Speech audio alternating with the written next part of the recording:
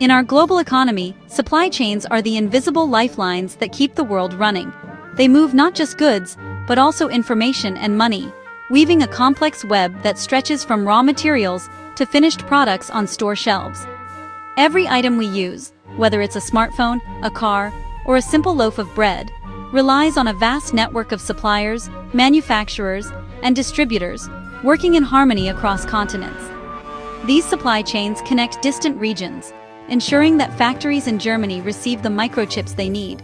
Supermarkets in France are stocked with fresh produce, and consumers everywhere have access to products from around the globe. The journey of a single product can span thousands of miles and involve dozens of companies. When these flows operate smoothly, businesses thrive, economies grow, and shelves stay full. Efficiency and reliability are the cornerstones of successful supply chains, allowing companies to meet demand and keep costs low. But a single disruption, whether it's a port closure, a shortage of materials, or new regulations, can ripple across the world. These interruptions cause delays, raise costs, and leave businesses scrambling to adapt. For decades, European companies have relied on China as a central hub, drawn by its manufacturing power, efficiency, and ability to deliver at scale. This partnership has fueled growth and innovation, making products more affordable and accessible. Yet, this deep interdependence has also created fragility. When one link in the chain falters, the entire system can be thrown into chaos, exposing vulnerabilities that were once hidden beneath the surface.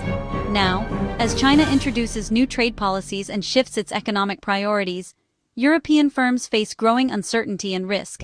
The rules of the game are changing, and companies must quickly adapt to stay competitive. The stability that businesses once counted on is eroding, forcing a fundamental rethink of supply chain strategies. Companies are now searching for new partners, diversifying suppliers, and investing in technology to build resilience. The calm waters of global trade have turned turbulent. European businesses must adapt, innovate, and strengthen their supply chains, or risk being left behind in an unpredictable world.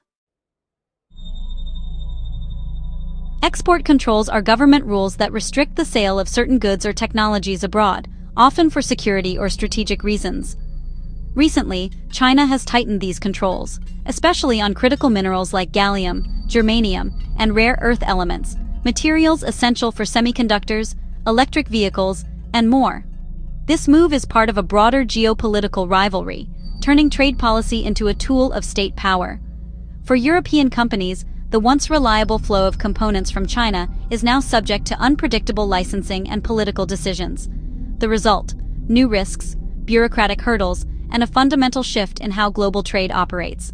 European firms, caught between superpowers, must now reassess their supply chains and prepare for a more uncertain future. The era of easy access to Chinese resources is over. A recent survey by the European Union Chamber of Commerce in China has brought to light the growing sense of unease among European businesses operating in the country. The findings paint a stark picture of the challenges and uncertainties that have rapidly intensified over the past year, as companies grapple with shifting regulations, export controls, and geopolitical tensions. According to the survey, 1 in 3 companies is now seriously considering relocating their supply chains out of China. This marks a dramatic reversal after decades of European firms steadily deepening their presence in the Chinese market, drawn by its scale and efficiency.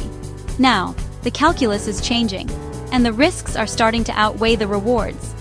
70% of respondents revealed that their non-China factories still depend heavily on Chinese-made components, many of which are now subject to new export restrictions.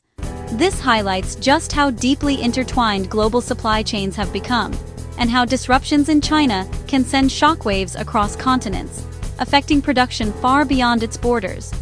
Even companies that do not directly import from China are feeling the ripple effects. Their suppliers, partners, or customers are caught in the crossfire, leading to contract renegotiations, shipment delays, and mounting uncertainty about future business prospects. The new export controls and regulatory hurdles have injected a powerful dose of uncertainty into the business environment, making it increasingly difficult for executives to plan ahead or make confident investment decisions. As a result, European manufacturers are facing the real risk of production slowdowns or even complete stoppages as critical parts become harder to source and logistics networks are thrown into disarray. The survey makes it clear: Disruptions originating in China can quickly trigger a domino effect, halting production lines and leaving European workers and businesses in limbo. For many companies, the risks of relying so heavily on China are now outweighing the benefits. Boardrooms across Europe are urgently debating how to diversify suppliers, reduce exposure, and build more resilient supply chains for the future. European industry is entering a new era of vulnerability, where old assumptions about stability and access can no longer be taken for granted. The message from the European Chamber's survey is clear. The need for change is urgent and unavoidable, and the time to act is now.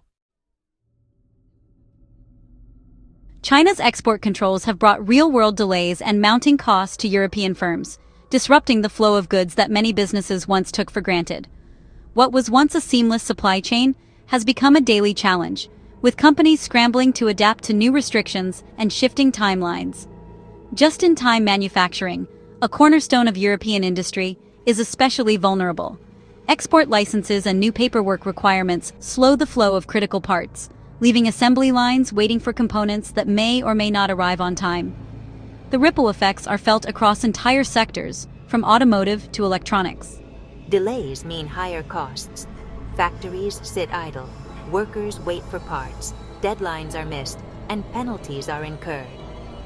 The cost of every hour lost adds up quickly, and the uncertainty makes it nearly impossible to forecast production or delivery schedules with any accuracy.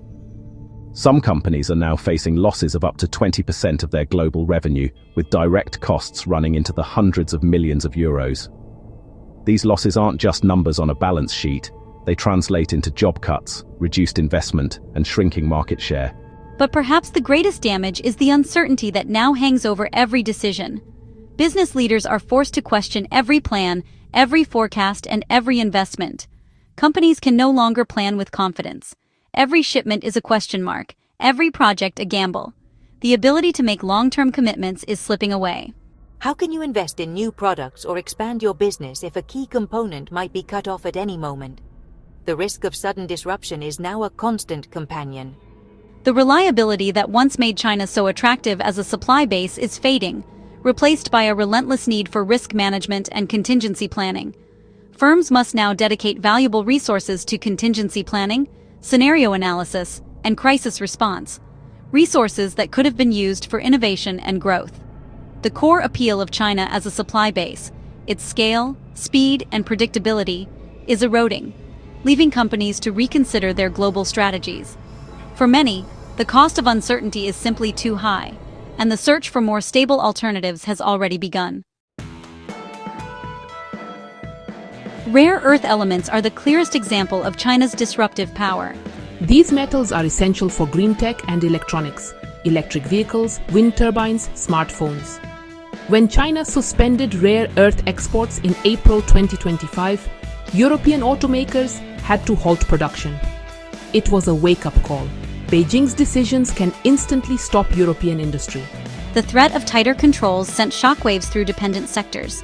Access to these materials is now a geopolitical pawn, not just a business transaction. Building new supply chains for rare earths outside China will take years and huge investment. European industries remain exposed for the foreseeable future. The lessons, strategic autonomy, and supply chain diversification are now urgent priorities. Navigating China's export license process is a major challenge for European firms. Many companies face long delays. 40% say licenses aren't processed within the promised 45 days. Goods get stuck in warehouses, disrupting schedules and customer relationships.